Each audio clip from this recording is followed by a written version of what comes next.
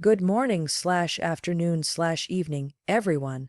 I want to start by saying this. If you've ever felt alone on your journey, misunderstood by the people around you, or like you're walking in the direction that no one else seems to understand, you're not weak. In fact, those moments, those quiet, uncertain, and even lonely moments, are the ones where your strength is being forged. We live in a world where noise is everywhere. The constant chatter, the opinions, the distractions. Everyone wants you to fit into their idea of who you should be, where you should go, and how you should act. But here's the truth: walking alone, making choices that others may not understand, and separating yourself from the noise around you is not weakness. It's power, it's clarity, and it's where your growth begins. The right people, the ones who truly matter, won't need to be convinced of your worth, of your journey, or of your decisions. They'll see you for who you really are, even when you're standing alone. They'll respect the path you've chosen, even if it's one they didn't expect. And if you're feeling misunderstood, that's a part of being authentic. That's a sign that you're on the right path because you're finally being true to yourself.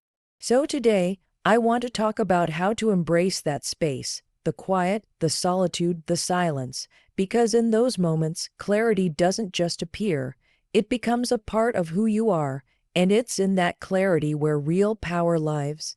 Not in the crowd, not in the noise, but in the stillness of your own truth. Let's dive in. There's a moment in your life when the noise dies down, the invitations stop coming, the messages go unanswered, and the crowd you once called your circle feels more like a memory than a reality.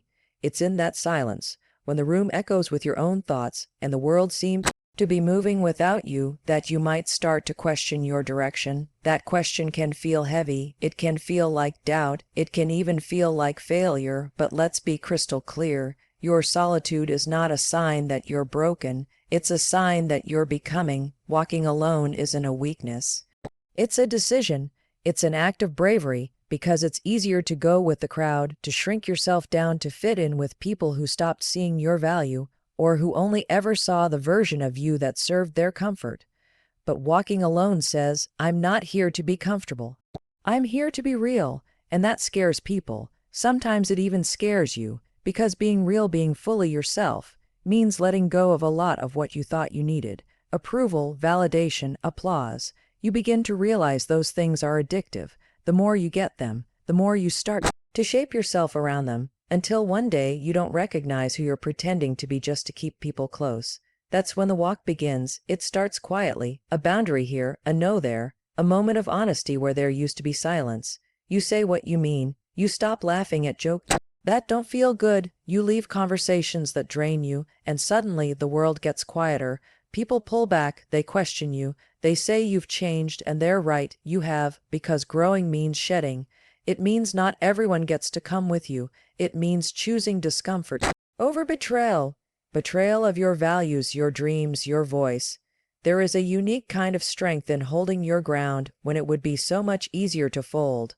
When no one is clapping, when no one is watching, when it's just you, the path, and a decision.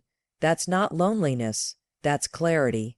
That's your inner compass turning on, telling you that you are enough. Not when they like you, not when they invite you, not when they praise you. You are enough when you stand by yourself with nothing to prove. Think about how many people stay stuck in rooms where they don't belong because they're afraid of the hallway. The hallway is that in-between space. It's where you've left behind what doesn't fit but haven't yet found what does, and it feels endless.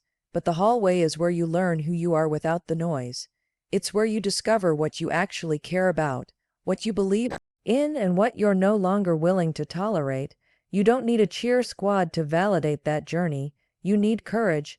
You need to trust that the path that feels hardest is often the most honest.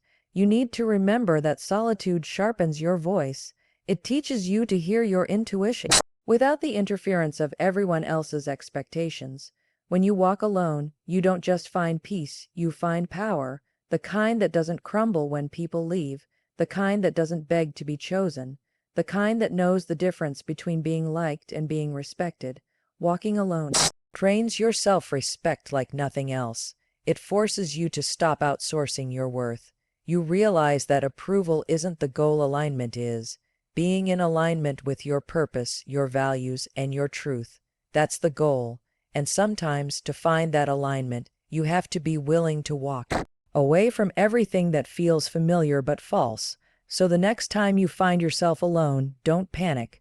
Don't assume something's wrong. Look around. Is the space empty, or is it finally yours? Yours to fill with intention. Yours to guard with standards. Yours to shape without compromise. And more than anything, yours to walk, even if no one else understands the direction you've chosen. There comes a time in your life when the path to who you're becoming starts to outgrow the people, places, and patterns you once relied on. It's not loud, it's not dramatic, it's subtle. It's the way your body starts to tense in conversations you used to laugh through. It's the way your spirit feels heavier when you walk into spaces you used to crave. Growth isn't always marked by progress people can see. It's often marked by what you no longer tolerate, what you quietly walk away from, and who no longer feels aligned with your next chapter. Separation isn't abandonment, it's realignment. It's a deep internal shift where your soul starts to whisper that something doesn't fit anymore, and when you ignore that whisper, it gets louder, until eventually the discomfort becomes so loud, it forces you to choose. Growth rarely looks like elevation in the way we expect. It's not just a glow up, a win, or an external achievement. Sometimes growth is loss. Sometimes growth is grieving the version of yourself that once felt safe in unhealthy places. Sometimes growth means walking out of rooms you prayed to be in, because once you got there, you realized you had to shrink to stay. This is the part no one talks about, the loneliness in expansion, the ache that comes with outgrowing people who haven't done anything wrong, but who simply aren't growing with you.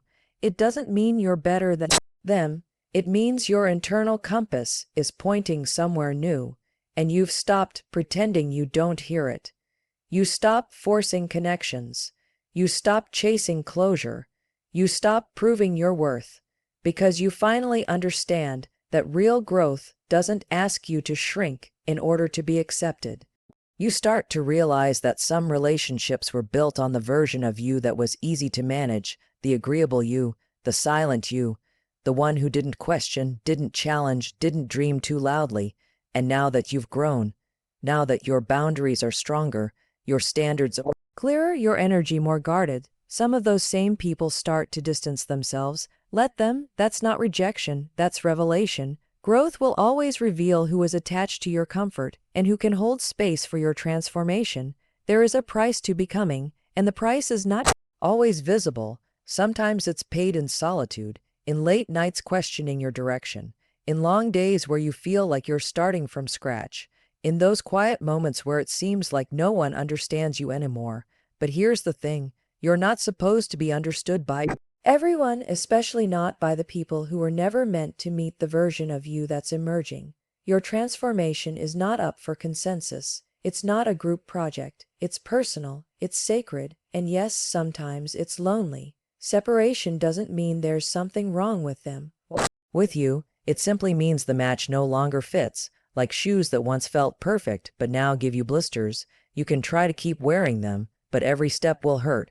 At some point, you stop asking why the fit changed, and you start honoring the fact that it did. That's maturity. That's growth. You don't hate the past, you thank it, but you don't live there, because what's ahead of you can't be accessed by who you used to be. And yes, it might feel like you're walking backward at first, like you're losing more than you're gaining, but what you're actually losing is the weight. Weight of pleasing everyone, the weight of being liked over being real, the weight of carrying relationships that no longer reflect your values, and what you're gaining is priceless, your peace, your power, your alignment. You begin to attract people who don't just see your light, but who aren't intimidated by its strength. The truth is, the people who are meant for you won't need you to dim to stay. They won't be threatened by your evolution. They'll be inspired by it, but to meet them, to make space for them, you often have to separate first. You have to release the hand you've been holding out of habit. You have to stop turning back for people who chose not to walk with you. You have to stop explaining yourself to those committed to misunderstanding you. Because growth is not about dragging others forward. It's about walking your path even when no one else sees the vision yet. There's something exhausting about constantly having to explain yourself, to justify your dreams, your boundaries, your silence, your shifts. It wears you down, the subtle pressure to be palatable, to be relatable, to make people comfortable with who you're becoming. But here's the truth that sets you free. The right people won't need convincing. You won't have to shrink, twist, over-explain, or dilute yourself just to be accepted. They'll get it, or they'll respect it. Either way, you'll feel the difference when someone really sees you, your heart, your intentions, your growth. You won't need a presentation. You won't need bullet points to explain why you're walking away from drama, why you're choosing peace over popularity, why your circle got smaller, or why your goals got bigger. They'll understand, not because you made it easy to digest, but because they're in tune with what authenticity looks like. They don't need a backstory to respect your boundaries. They don't require a full biography to believe in your potential. They see you because they've done the work to see themselves. You can feel the shift when you're around the right people. You don't have to perform. Don't have to soften your edges just to be liked. You're allowed to be deep, direct, unsure, evolving. They're not keeping a scorecard of your mistakes or holding your past against you like a receipt. They're present. They're consistent. They're not confused by your energy because it's not transaction to them. It's a connection, and connection doesn't need persuasion. It needs presence. It needs truth. It needs vulnerability, not perfection. The wrong people will always require more than you were ever meant to give. They'll want your time, your energy, your compromise, but only if it fits their narrative. They'll gaslight your growth, minimize your boundaries, and question your motives, not because you're wrong, but because your evolution threatens their comfort. You'll feel like you're always one conversation away from being misunderstood, one change away from being too much, one truth away from being left out. And that's where the exhaustion lies. In constantly fighting to be enough in places that were never meant to recognize your value. But the right people, the ones aligned with your frequency, will never make you audition for respect. They don't need you to prove your worth. You could lose everything, change directions, or fall apart for a season, and they wouldn't flinch. Not because they're perfect, but because their connection to you is rooted in something deeper than convenience. They see who you are, not just what you do for them, and when you around that kind of energy, you grow, you expand, you breathe differently, you stop performing, you stop defending, you start living. This is why convincing people is such a trap, because even if they finally get it, you've lost something in the process. Your peace, your clarity, your sense of self, and that trade-off is never worth it. Convincing is what you do when you think someone else's understanding is the doorway to your validation. But when you really own who you are, you stop waiting for that door to open. You build your own. You stop needing permission to be who you are. You don't owe people a version of yourself that makes sense to them. You don't owe them watered down honesty or half truths so they stay comfortable. Your only job is to be who you were meant to be, fully and unapologetically. And the right people, they'll find you, not because you chase them, not because you begged to be seen, but because you stayed in your truth long enough for them to recognize it. Sometimes that means walking alone for a while. Sometimes it means being misunderstood, overlooked, or even criticized. But the beautiful thing about living in alignment is that eventually, the people who are also living in theirs start to show up. They won't compete with you. They won't need you to explain your soul. They'll meet you where you are because they're already walking their own path with that same level of self-awareness. So when you find yourself trying to explain your worth, remember this: the right ones won't make you. They won't question your silence, your standards, or your shifts. They'll feel the energy, they'll see the growth, and they'll respond, not with confusion, but with respect. There's a moment in the journey to becoming your true self that no one really prepares you for, the moment when people start pulling away, not because you did something wrong, but because you stopped pretending, you stopped playing small, you stopped nodding along with things you didn't agree with, you started speaking your truth even if your voice trembled, you started making choices that aligned with your peace instead of their expectations. And when that shift happens, the misunderstanding begins. Being misunderstood is not a mistake. It's a consequence of living in your truth, because truth isn't always digestible. It isn't always popular. It's raw. It's real. It's often quiet. And in a world that's loud with performative connection and curated personas, authenticity disrupts. It challenges the status quo. It calls out what's fake without even saying a word. Your presence alone starts to make people uncomfortable, not because you're offensive, but because your alignment exposes their avoidance, and instead of dealing with that, they project confusion. They say you've changed, they say you're distant, they say you're difficult, but what they really mean is, I don't recognize this version of you anymore. The most misunderstood people are often the most in tune with themselves, because to live authentically is to accept that not everyone will understand your path, your boundaries, your silence, your fire. You'll be too much for some, too quiet for others, too focused, too detached, too direct, too sensitive, but none of that is actually about you. It's about the version of you they built in their mind, the one who always said yes, who always made space, who never pushed back. That version made their life easier, and now that you're no longer fitting into that mold, they're uncomfortable. You didn't stop loving them. You just started loving yourself more loudly, and that shift unsettles people who relied on your silence to stay comfortable. You have to get comfortable with the fact that people will create their own stories about you. They'll fill in the blanks you don't explain. They'll interpret your peace as arrogance, your standards as pride, your stillness as coldness, but that's not your burden to carry. It's not your job to constantly translate your truth for people who aren't listening with open hearts. Some people will never understand you because they're committed to misunderstanding you. Because understanding you would require them to reflect, and not everyone is ready for that. The fear of being misunderstood is powerful. It keeps people stuck. It makes them bite their tongue when they should speak. It keeps them in rooms that drain them. It turns their life into a performance where every move is filtered through the lens of someone else's approval. But the cost of that performance is authenticity. And at some point, you realize that the pain of being misunderstood is far lighter than the weight of being fake. You choose truth over comfort. You choose alignment over applause. You choose growth even if it means walking alone for a while. There is a quiet kind of freedom in being misunderstood, because once you accept that not everyone will get you, you stop trying to be got.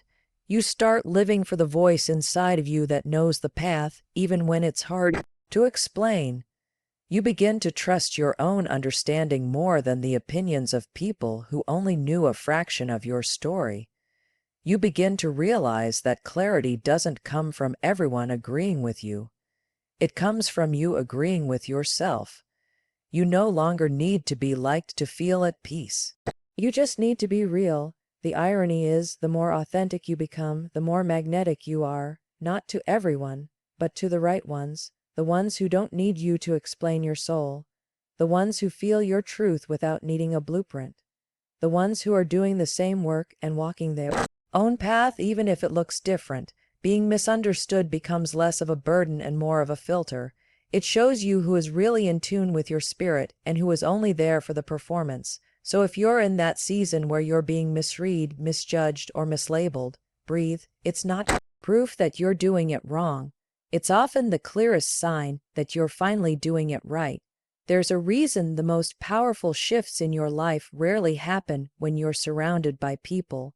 Growth might be sparked by a conversation or a moment of tension, but clarity, the kind that moves you, realigns you, awakens you, almost always arrives in stillness. It's not born in the noise of constant feedback, distractions, and outside voices. It shows up when you disconnect from all of that, when the world slows down and you're finally able to hear your own voice without the echo of other people's opinions bouncing off every wall in your mind. Most people never access real clarity because they're afraid of silence. They fill their days with noise, podcasts, messages, scrolling back-to-back plans, because they've confused movement with meaning. But just because you're busy doesn't mean you're aligned. Just because you're surrounded doesn't mean you're supported. Crowds can be comforting. They make you feel like you belong, like you're part of something, but that comfort can be deceptive. You start to shape your identity around the group, and little by little, you stop checking in with yourself. Who are you when no one's watching? That's the question clarity answers. But to get to that answer, you have to be willing to be quiet long enough to hear it. And for a lot of people, that's terrifying. Because when you sit in stillness, all the noise you've been drowning out comes to the surface, the doubts, the regrets, the uncomfortable truths. But that's the point. Clarity isn't just about answers, it's about honesty. It's about facing what you've avoided and being radically truthful with yourself, even if that truth demands change. Crowds will offer you 1,000 perspectives, but they won't offer you peace. They'll hand you versions of yourself that you're supposed to embody. The achiever, the helper, the one who has it all together. But those versions aren't you. They're reflections of what other people need from you, not who you actually are. And the longer you stay entangled in that performance, the harder it becomes to separate your voice from theirs. That's why solitude isn't a luxury, it's a necessity. It's how you remember what you sound like. It's how you rebuild trust with yourself.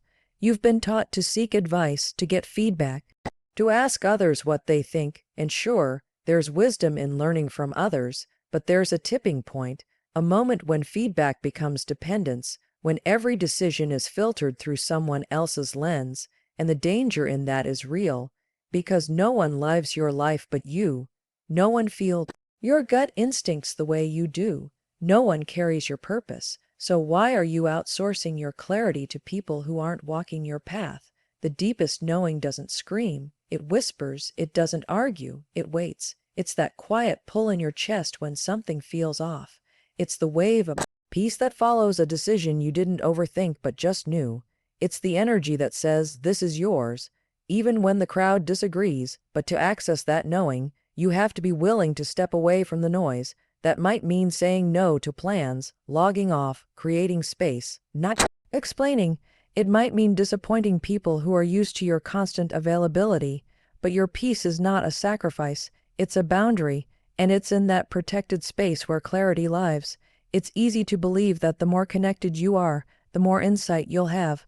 But real connection, deep, soulful connection, starts with self-awareness. You can't connect honestly with anyone if you're disconnected from yourself.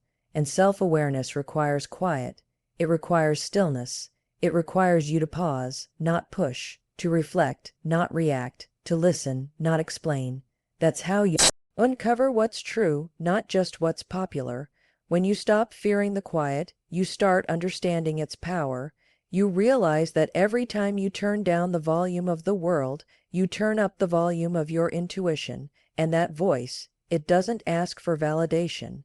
It doesn't waver based on what's trending. It knows, it always knows. The question is whether you're brave enough to trust it, whether you'll create space for it, whether you'll stop filling the silence with noise and instead start listening.